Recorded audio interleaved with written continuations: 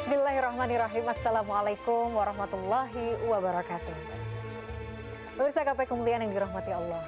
Dalam Al-Quran, sabar disebut sebagai kekuatan hati yang menjaga seorang mukmin tetap teguh di tengah ujian. Sabar bukan berarti pasrah, melainkan cara untuk tetap tenang, tetap berikhtiar, dan tetap percaya bahwa setiap takdir Allah pasti mengandung hikmah. Dan orang-orang yang menyimpan sabar di dalam hatinya, Allah janjikan pahala tanpa batas, serta jalan yang lebih dekat menuju ridho dan surganya. Pemirsa, selama 45 menit ke depan, insya Allah kita akan mengulas makna sabar dalam pandangan Al-Quran, serta bagaimana sifat ini dapat menjadi bekal paling indah untuk menjalani hidup dengan tenang dan penuh keyakinan. Semoga melalui pembahasan ini, kita menjadi hamba yang lebih kuat, lebih lapang, dan lebih dekat dengan janji surga Allah Azza wa Jalla. Amin ya rabbal alamin. Seperti biasa, saya tidak sendirian, sudah hadir bersama saya di studio. Ada Gurunda dan juga ayahanda kesayangan kita semua, Kiai Haji Haris Hakam. Assalamualaikum Ayah. Waalaikumsalam warahmatullahi. Sehat? Sehat, afiat. Afiat, sabar.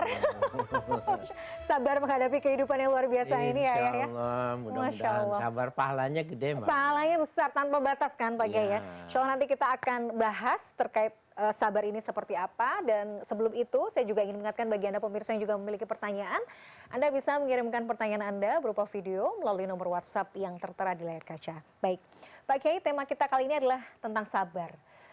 Sebuah kata yang sering kita dengar, yang yang sering juga kita ucapkan.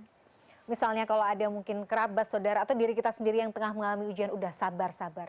Seolah mudah diucapkan, tapi luar biasa sulit dalam pengaplikasian. Bagaimana kemudian sebenarnya menurut Al-Quran mendefinisikan sabar itu seperti apa? Apakah cukup dengan menahan atau ada makna yang lebih dalam daripada itu Pak Kiai? Silakan. Ya, baik. Bismillah, walhamdulillah, wassalatu wassalamu ala rasulillah. Amma ba'du, Mbak Mila dan para pemirsa dimanapun Anda berada. Allah menjelaskan manja'a bil hasanati falahu asyru amsalihah. Siapa yang melakukan satu kebaikan, maka dibalas 10 kali lipat. Jadi 1 dibalasnya 10. Tapi bagi orang yang sabar bukan 10. Berbeda dia. Jadi innama tuwaffas sabiruna ajrahum bighairi hisab. Allah memenuhi pahala orang-orang yang sabar dalam melakukan kebaikan itu bighairi hisab. Balasannya itu enggak terhitung. Jadi kalau ditanya 10, 20, 1000, 2000, la ya'lamuha illallah. Tidak ada yang mengetahuinya kecuali Allah. Jadi orang yang melakukan kebaikan dan ada nilai kesabaran, maka itulah sebenarnya kebaikan.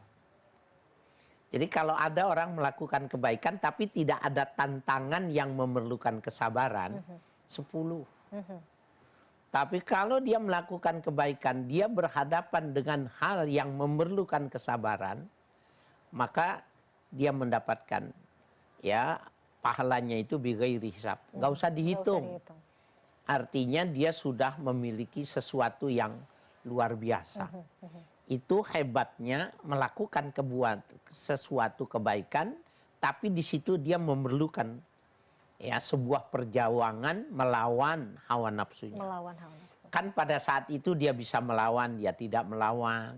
Dia bisa membalas, dia tidak bisa membalas. Dia sabar terus melakukannya. Sampai-sampai ada 5 nabi dan rasul yang dimasukkan kelompok ulul azmi. Itu salah satu kriteria penilaiannya itu super sabar. Ya, Nabi Nuh, Nabi Ibrahim, Nabi Musa, Isa, dan Nabi Muhammad.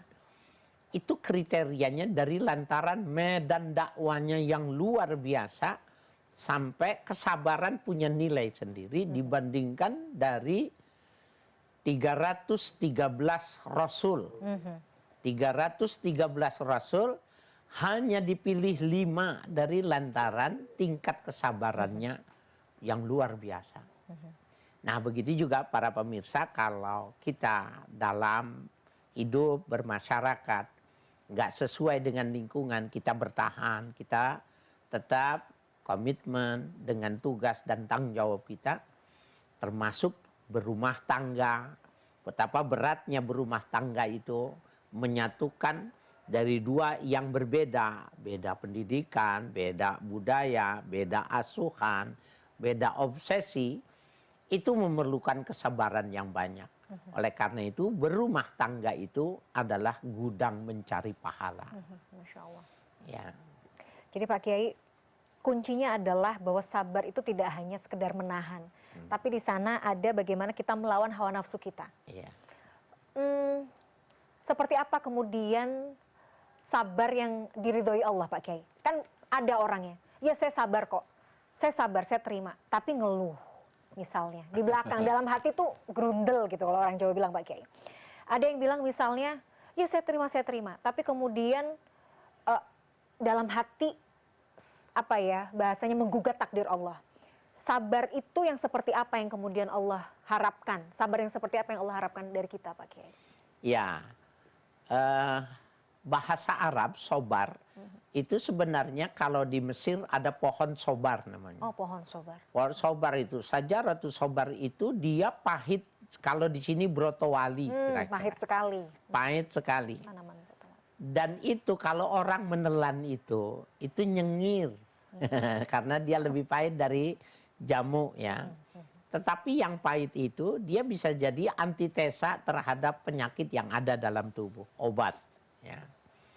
Kemudian itu diadopsi menjadi sebuah, dari benda menjadi sebuah predikat, menjadi sebuah kata kerja di mana seseorang itu menundukkan diri ya dan meyakini bahwa sesuatu yang memerlukan kesabaran dia akan bernilai lebih. Jadi kalau ibadah yang memerlukan kesabaran nilainya akan lebih, pahalanya lebih besar. Ulama-ulama menjelaskan ketika orang-orang yang sabar dengan dalam melakukan kebaikan itu, di kalangan ulama mufassir mengatakan bahwa dia di samping mendapatkan kebaikan di akhirat, ya maka falahu hasanatud ziyadah, dia mendapatkan kebaikan tambahan. Nah, al hasanatu ziyadah itu adalah as-sihatu, sehat badannya, wal afiyatu, selamat, wal ghanimatu, dan dia mendapatkan keuntungan. Nah, ini para pemirsa perlu kita pahami. Jadi kalau kita sepertinya kalah, sebenarnya bukan kalah, dia mengalah untuk mendapatkan nilai lebih. Jadi kalau dia sabar, ya, dia mengalah, maka sesungguhnya dia bisa mendapatkan yang nilai lebih. Ukurannya apa tadi? Kalau dibilang sabar, ukurannya itu ulama-ulama mengatakan tarkus syakwah, tidak mengeluh. Nah, dua nih, tarkus syakwa minallah. Ada orang yang tinggi nih, dia tidak kepada Tuhan aja nggak ngeluh. Nah, yang kedua, tarku syakwa anin nas. Dia tidak mengeluh kepada manusia.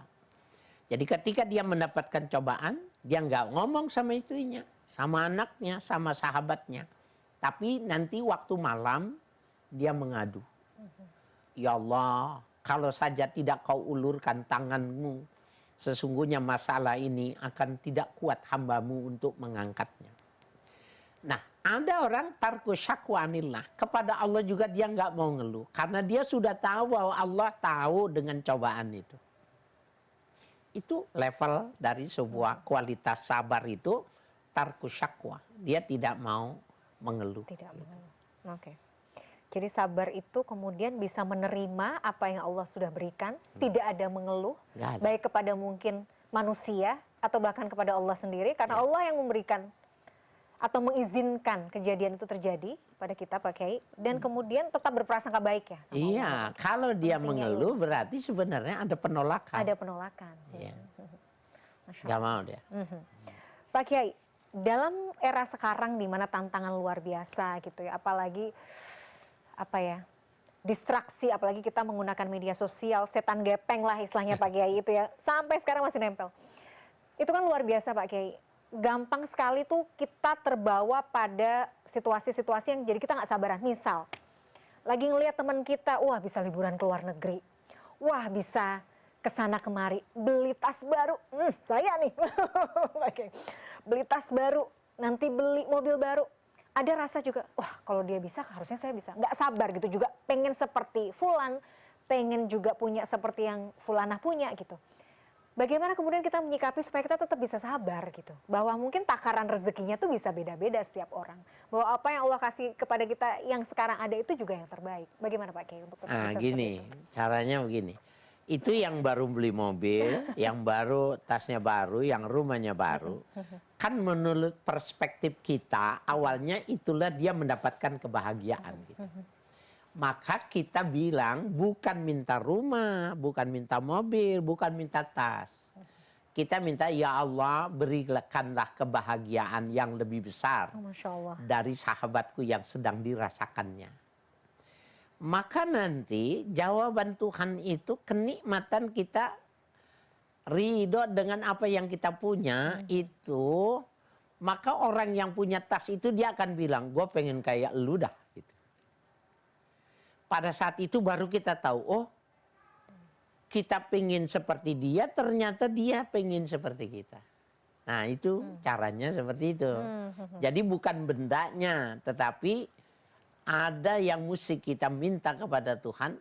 Kalau dia memang berbahagia dengan yang dia punya, ya Allah berikan kebahagiaan yang lebih dari itu. Bentuknya biarkan saja Allah yang menentukan.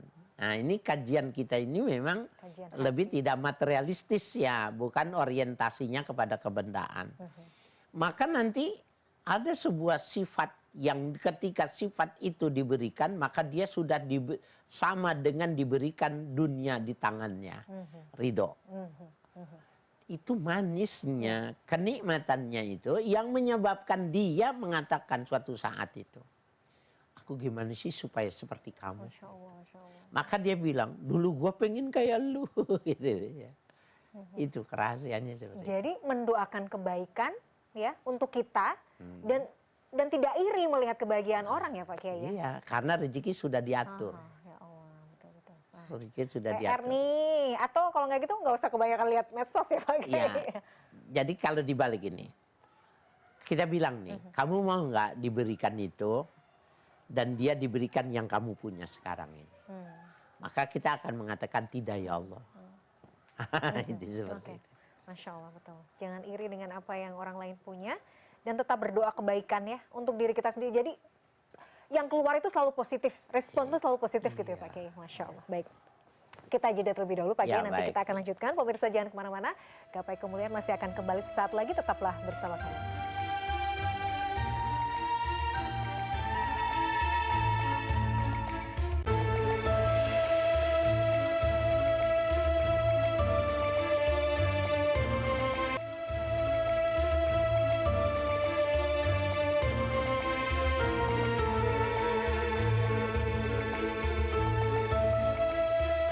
Pemirsa, terima kasih Anda masih menyaksikan Gapai Kemuliaan. Pemirsa, di segmen kedua ini, Kiai Haji Haris Sakam akan menjawab pertanyaan Anda pemirsa Gapai Kemuliaan yang sudah masuk melalui WhatsApp dalam segmen Ustadz Menjawab.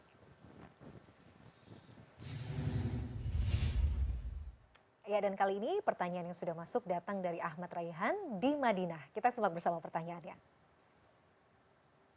Bismillahirrahmanirrahim. Assalamualaikum warahmatullahi wabarakatuh. Perkenalkan, nama saya Ahmad Raihan. Sekarang saya berada di kota Madinah, sedang bertugas membawa jemaah umroh. Di sini saya ingin bertanya kepada pengasuh tafsir tematik Gapai Kemuliaan CNN TV. Apa itu sabar dalam perspektif Al-Quran dan juga tafsir? Dan apa korelasi antara surga dan juga sabar? Yang kita ketahui, padahal sabar itu bukanlah amal badaninya. Dan orang yang masuk surga itu adalah orang yang beriman dan juga yang mengerjakan amal soleh. Dan sedangkan sabar ini bukanlah suatu amal badaniyah. Kemudian pertanyaan yang kedua, apakah sabar itu ada batasnya? Apakah kita harus selalu bersabar Apa hanya di tempat-tempat tertentu atau peristiwa-peristiwa tertentu kita harus bersabar? Terima kasih Pak Kiai, mohon maaf. Assalamualaikum warahmatullahi wabarakatuh. Waalaikumsalam Assalamualaikum warahmatullahi warahmatullahi wabarakatuh. wabarakatuh. Terima kasih Mas Ahmad Raihan di Madinah, ini luar biasa sedang bawa jamaah Iya. untuk umroh ya Pak Kiai ya. Duh, mudah-mudahan ketularan ini bisa segera Amin, amin. sampai ke sana Pak Kiai. Amin ya rabbal alamin, bagi Anda pemirsa juga ya. Pak Kiai, langsung kita jawab pertanyaan Mas Ahmad Raihan. Yang pertama, apa yang dimaksud dengan sabar dalam perspektif Al-Qur'an dan juga tafsir, dan bagaimana hubungannya antara sabar dengan surga Pak Kiai? Itu dulu. Silakan. Iya. Tafadhol. Sabar itu adalah kelas, ya. Jadi klasifikasi amal itu sabar. Jadi ada orang melakukan amalan yang mudah-mudah, yang gampang-gampang. Dan itu tadi kita sudah menjelaskan adalah amalan-amalan yang dibalas dengan 10 kali lipat. Dalam sisi lain ada amalan-amalan yang tidak diduga, dia beresiko. Jadi ketika dia melakukan kebaikan itu ada resiko yang dia timpanya. Tetapi karena dia sadar, kemudian dia menerima, dia ridho, dia sabar dengan resiko yang dia perjuangkan, yang dia lakukan itu tadi, maka pada saat itu perbuatan yang sama dengan orang lain di artinya 10, dia punya nilai riba. Jadi oleh karena itu dalam perspektif Al-Quran, sabar itu adalah ketika dia siap menerima resiko dari sesuatu perbuatan baik. Itu maknanya gitu. Nah kalau dia sudah seperti itu, maka dia sudah disebutnya dengan sabar. Walaupun bisa jadi dia tidak berhadapan dengan masalahnya. Tetapi dia sudah mempersiapkan diri, kalau terjadi maka dia akan bisa mengatasinya. Oke. Dan ganjarannya adalah itu tadi, pahala tanpa batas dan otomatis surga dari Allah ya Pak? Iya. Nah, tadi kalau tidak salah bahwa kan sabar itu bukan ibadah badaniah. Artinya kalau sholat itu ibadah badaniah. Kalau zakat ibadah maliyah gitu. Sabar itu kan nggak ada yang mesti dilakukan. Jadi sabar itu adalah ibadah qalbiyah. Hati. Ya, dia adalah ibadah hati. Apakah itu bagian yang menentukan? Dia sangat menentukan nilai ibadah.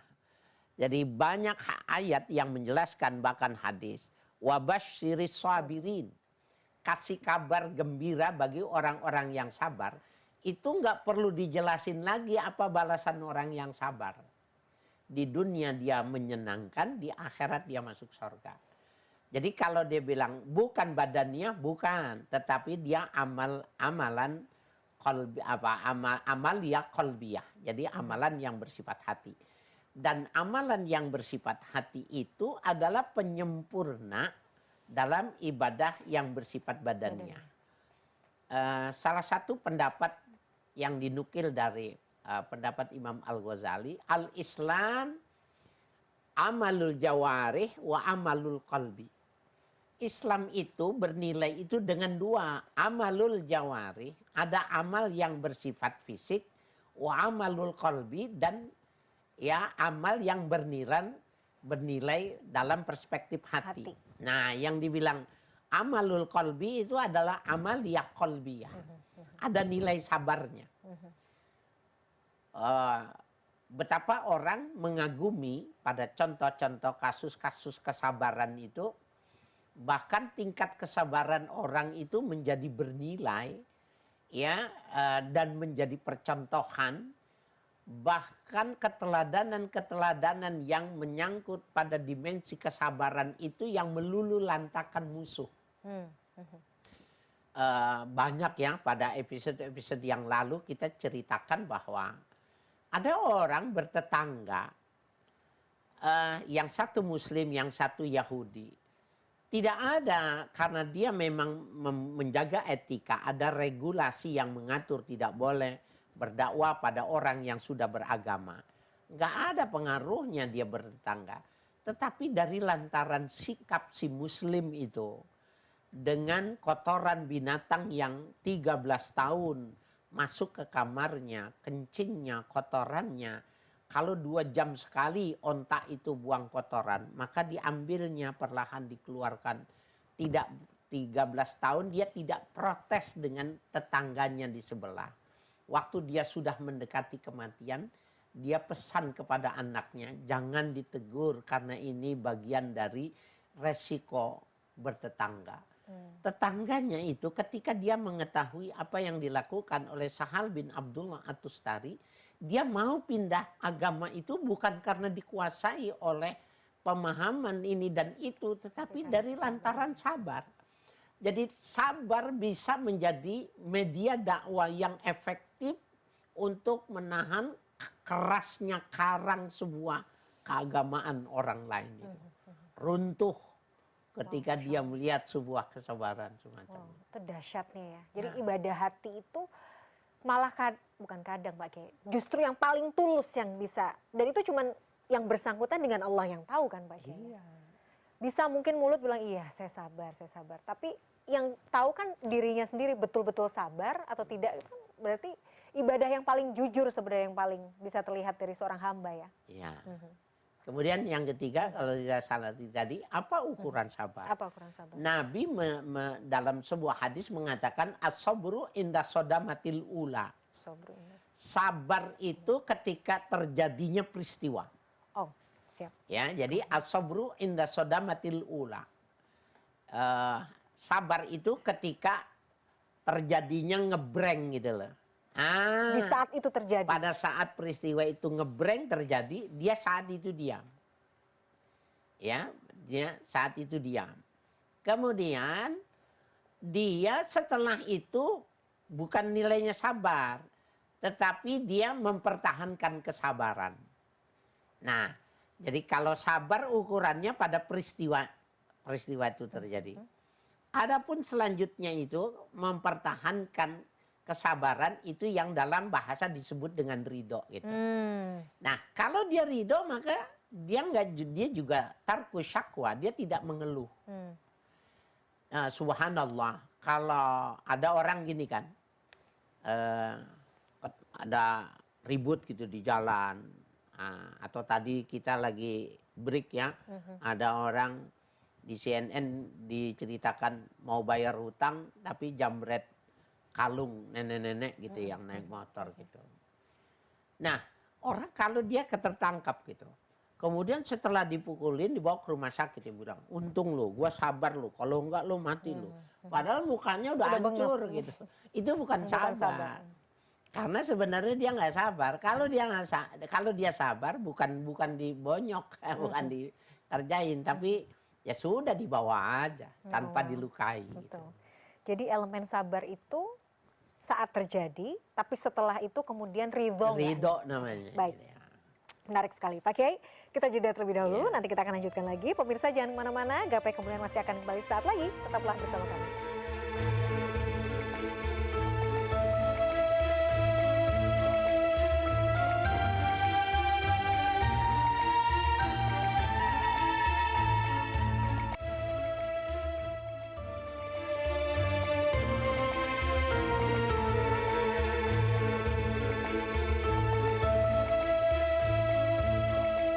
Terima kasih Anda masih menyaksikan Gapai Kemuliaan dalam episode Surga untuk orang-orang yang sabar. Jadi Pak Kiai, untuk sekali lagi menekankan pertanyaan yang sebelumnya, apakah sabar itu memiliki batas? Itu jawabannya adalah Pak Kiai, tidak. Tidak ada batasnya. Tidak ada batasnya. Karena dia ketika dia tidak memasalahkan, dia ikhlas. Jadi ketika dia dipahaminya dengan sesuatu yang tidak mengenakan, namanya sabar. Tetapi konteks sabar itu adalah keikhlasan plus minus segala sesuatu yang diberikan oleh Allah, dia ridho menerimanya. Itu korelasinya, hubungannya semacam itu. Oke. Jadi sabar itu nggak ada batasnya, kecuali kalau kita sudah Allah panggil kita ya, kita sudah wafat, nah itu udah terakhir, udah akhir dari, jadi batasnya adalah kematian kita sendiri. Ya, betul. Artinya sebenarnya sabar itu perlu diminta nggak Pak Kiai? Perlu kita berdoa untuk minta sabar nggak Pak Kiai? Kalau kita tidak memintanya, itu yang sering kita gagal. Karena kegagalan kita sombong, menganggap kita bisa melakukan. Jadi untuk jadi orang yang sabar, pertama latihan sabar. latihan sabar maknanya kita sering meminta jadi orang yang sabar. Allahumma ja'alni sabira. Setiap kali berbenturan, dia selalu mengatakan Allahumma ja'alni sabira. Itu waktu dia mengatakan, ya Allah jadikan aku orang yang sabar. Pada saat itu dengan suara dia mengucapkan itu, bukan cuma memperdengarkan diri sendiri, orang yang mendengarnya juga itu jadi nilainya dakwah. Yang kedua, doa yang diajarkan oleh Nabi supaya jadi orang yang sabar itu ada dalam satu riwayat Imam Abu Dawud. Doanya seperti ini. Allahumma rabba Muhammadinin Nabi, ighfir dzambi, wa azhib ghaiza qalbi, wa ajirni min mudillatil fitani ma ahyaitana. Itu langsung tuh produk dari Nabi. Allahumma rabba Muhammadinin Nabi. Wahai Tuhannya Muhammad, ighfir zambi, ampunilah dosaku. Wa azhib ghaiza qalbi, cabutlah marah yang ada di dalam hatiku. Minta dicabut itu. Wa ajirni min mudillatil fitani ma ahyaitana. Lindungilah aku ya dari hal-hal yang menimpa diriku sepanjang hidup supaya kuat. Jadi kita mintanya bukan cuma kasus ini. Min mudillatil fitani, dari segala sesuatu yang sepanjang hidup kita itu mengganggu, kita minta. Kalau itu terjadi, kita sudah lebih dahulu ditanamkan kesabaran. Nah itu, jadi kalau dia berdoa, habis sholat, dia baca itu doanya. Jadi Mbak Mila, pembentukan karakter itu salah satunya kita sering menyebut. Jadi kira-kira gini. Kenapa orang disuruh berzikir? Allah, Allah, Allah, la ilaha illallah, Allahumma salli ala Sayyidina Muhammad. Menyebut Allah, menyebut nama Nabi Muhammad menjadi zikir yang dibiasakan. Itu maknanya dia akan mendarah daging dan membentuk sebuah pemahaman, membentuk karakter. Ya. Itu tujuannya. Ketika kita sabar, kita mengucapkan sabar tiap hari dalam doa, padahal nggak ada yang berat dalam hari itu, tapi dia mengatakan Allahumma ja'alni sabira, ya Allahumma rabba Muhammadinin Nabi, padahal hari itu enteng semuanya gampang gitu, maka lama kelamaan yang dia ucapkan itu merekat dalam hatinya dan dalam dirinya, dalam darah dagingnya. Itu fungsinya berzikir itu. Jadi dengan minta selalu berdoa, minta supaya kita lapang hatinya, supaya kita sabar, itu seolah mengafirmasi ya Pak Kiai. Lama-lama kan kita akan sabar juga gitu ya Pak Kiai. Ketika ngebreng tuh, dia langsung ingat. Okay. Wah ini dia nih. Itulah.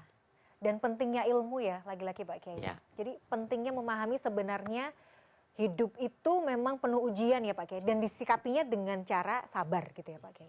Pak Kiai, dalam Quran juga dijelaskan bahwa jadikanlah sabar dan sholat sebagai penolongmu. Jadi sabar itu menjadi penolong kehidupan seseorang. Bagaimana kemudian dijelaskan ya Pak Kiai? Ya, elaborasi. Jadi wasta'inu bis sabri was shalah. Fa innaha lakabiratun illa alal khashi'in. Wasta'inu, mintalah tolong kepada Allah itu bisa beri dengan sabar. Artinya jangan instan maunya, gampang, mudah. Wassalah, sholatnya dikerjakan terus. Jadi wasilahnya, medianya adalah sholat, mentalitasnya sabar. Ya, itu kalau dua bertemu dalam satu wadah, maka dia akan membawa keberhasilan apapun yang dia inginkan. Nah kadang-kadang kita sholatnya kita kerjain, sabarnya kita enggak. Kita enggak kerjain. Ada yang sabar betul, tapi dia enggak pernah meminta di dalam sholat. Nah mestinya dia gabungkan.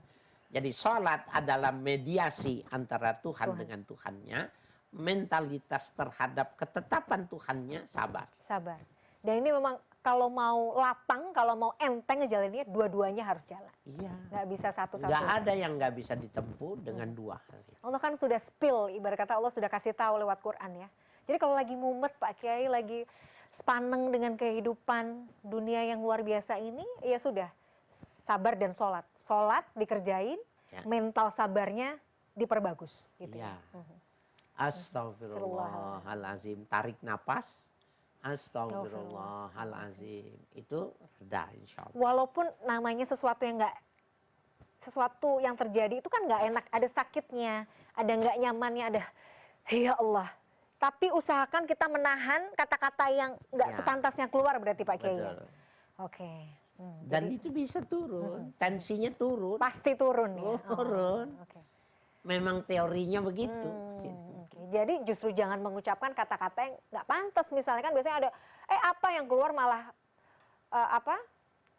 kata-kata yang buruk, malah justru mungkin laknat yang keluar, malah jangan seperti itu karena itu energinya jadi energi yang negatif sebenarnya Pak Kiai. Negatif. Justru kalau dia bilang kita mesti mengungkapkan apa yang mengganjal dalam hati kita, ungkapkan dengan suara keras, dengan ungkapan yang besar itu, teori itu akan menimbulkan masalah baru.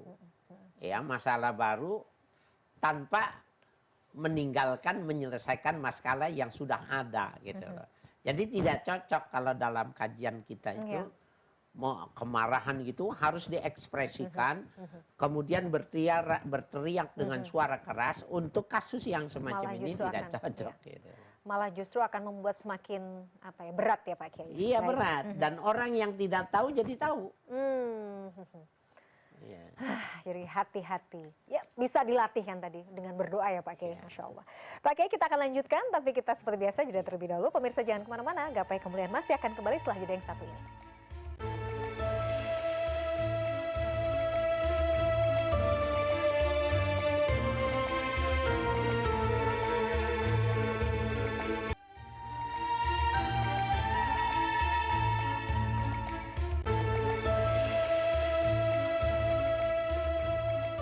Ya pemirsa terima kasih Anda masih menyaksikan Gapai Kemuliaan dalam episode Surga untuk orang-orang yang sabar. Pak Kiai, dalam surat Al-Baqarah ayat 153 disebutkan innallaha ma'as-sabirin. Allah beserta, Allah bersama dengan orang-orang yang sabar. Bersama ini artinya atau bagaimana cara kita mengelaborasi makna bersama ini Pak Kiai?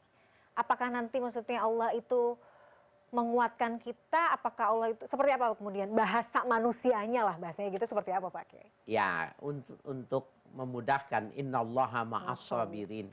Allah bersama orang-orang yang sabar. Ada hadis qudsi ya yang Nabi menyampaikan perintah Allah itu untuk mendapatkan kebahagiaan dunia dan akhirat itu khaliq bi khalqillah. Berakhlaklah dengan akhlaknya Allah.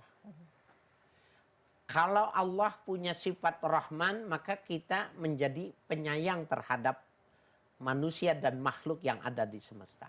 Kalau Allah punya sifat sabur, maka kita jadi orang yang sabar. Ketika kita menyamai sifat Allah, itu yang disebut dengan ma'a. Jadi aku bersama orang yang sabar, maknanya aku bersama orang yang menyamai sifatnya dengan sifatku. Itu maknanya. Jadi Allah nggak pernah menuntut orang supaya kesalahan kemudian cepat berbaik, ditunggunya sampai orang itu mau bertobat. Gitu. Nah ketika kita mendapatkan halangan, tidak berhasil, belum sesuai keinginan atau justru terbalik dari yang kita inginkan, ya sabar. Jadi kalau misalnya kita punya hajat, kita sudah berdoa, tapi dalam kacamata kita, kok Allah belum kabulkan ya, gitu. Kok Allah belum kasih apa yang saya mau ya. Itu bagaimana berarti harus menyikapinya Pak Kiai? Nggak boleh ada prasangka buruk berarti, nggak boleh meragukan. Mungkin Allah sedang mempersiapkan jawaban terbaik dan hadiah terbaik dan rencana terbaik kan berarti Pak Kiai. Gitu. Bisa jadi memang belum. Memang belum. Maka dia dilihat. Jadi kalau dia diberi hari itu 2, 3. Tapi kalau dia sabar 10, 20. Kalau dia tambah sabar 100, 200. Kalau dia tambah sabar 1000, 2000. Itu jadi penundaan adalah kasih sayang. Tuh, sepakat. Penundaan adalah kasih sayang. Yang kedua bisa jadi ini bagian dari di mana Allah suka sama kita, suka meminta. Ya, dalam kajian Ud'uni astajib lakum, itu kajian itu mengatakan semakin kita cerewet, kalau cerewetnya kepada Allah, maka Allah suka dengan cerewetnya orang dalam meminta itu. Nah itu ya di kalangan kaum abror malah disuruh mintalah terus kepada Allah apa yang kau inginkan gitu. Sampai di atau tanda yang seperti apa yang kemudian kita bisa pahami, kita bisa tangkap bahwa Allah itu ridho dengan sabar yang kita ikhtiarkan, Pak Kiai. Artinya, adakah tanda yang kita bisa pahami bahwa, oh, kesabaranku ini ternyata Allah ridho dengan, insya Allah Allah ridho dengan kesabaranku. Gitu. Nah, ada ukurannya. Ada ukuran. Al khair itma'annal qalbu. Sesuatu itu dianggap baik, sukses, sudah memenuhi kriteria ketika hatinya tenang. Itu cirinya. Kalau hatinya dia ikhlas, dia sabar, dia ridho dengan ketetapan Allah, tenang, tidak gerutu, tidak melahirkan minta pengganti dan lain sebagainya, itu menunjukkan itu sesuai dengan kriteria yang dimaksud. Tenang, damai gitu ya. Iya, jadi ukurannya itu aja ya. Kalau kita misalnya menghadapi ujian, kok hati nggak apa-apa ya, kok hati adem ayem ya, kok ya udahlah saya jalani. Nah itu berarti itu sabar yang benar. Oh, masya Allah, masya Allah. Tapi kalau di lisan, iya sabar, tapi hati masih nah itu belum maksimal. Belum maksimal. Sudah sabar dia, tapi belum bisa maksimal. Dan nggak apa-apa gitu ya Pak Kiai. Oh, artinya boleh, maksudnya terus dilatih gitu ya Pak Kiai. Kan syaratnya itu tarkus syakwa anin nas. Ketika dia tidak mengeluh kepada manusia, dia sudah sabar. Jadi kalau malam umpamanya dia mengatakan itu semua, dia ungkapkan itu semua kepada Tuhan, itu sabar dia. Walaupun belum jadi yang nomor pertama. Yang nomor pertama, belum maksimal tapi latihan. Kan Allah juga melihat progres ya dan proses ya Pak Kiai ya. Oke, Pak Kiai, apa yang kita bisa ikhtiarkan ya selain mungkin berdoa untuk kemudian kita bisa jadi orang-orang yang termasuk golongan orang-orang yang sabar. Misalnya kita mungkin, aduh tapi saya Pak Kiai, saya tuh orangnya temperamen, apa-apa tuh kayaknya bawaannya ngumpat, apa-apa bawaannya tuh marah-marah gitu.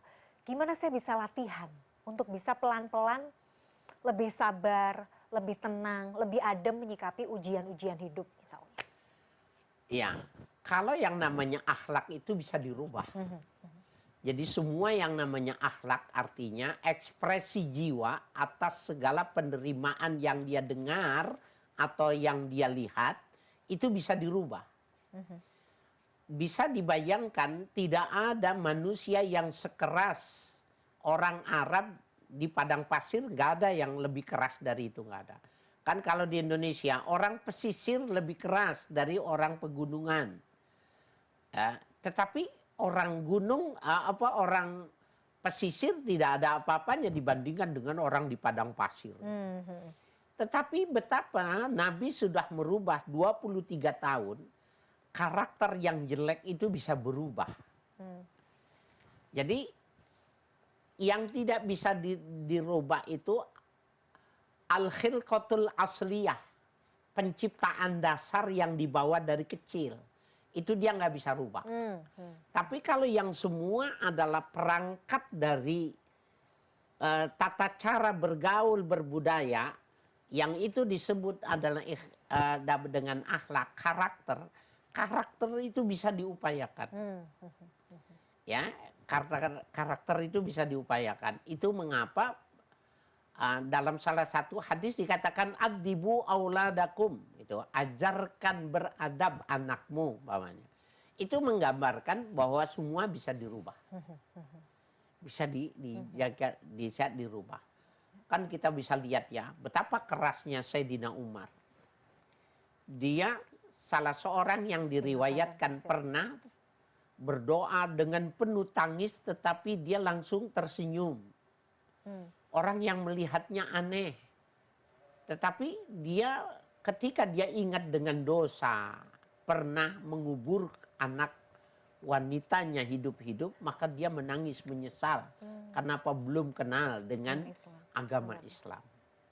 Tetapi ketika dia ingat bahwa dia pernah punya Tuhan dibuat dari roti, perjalanan jauh yang menyebabkan lapar, maka Tuhannya dimakan. Ya Allah. Itu yang menyebabkan dia tertawa.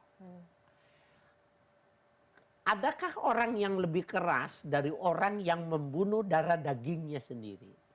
Bisa dirubah.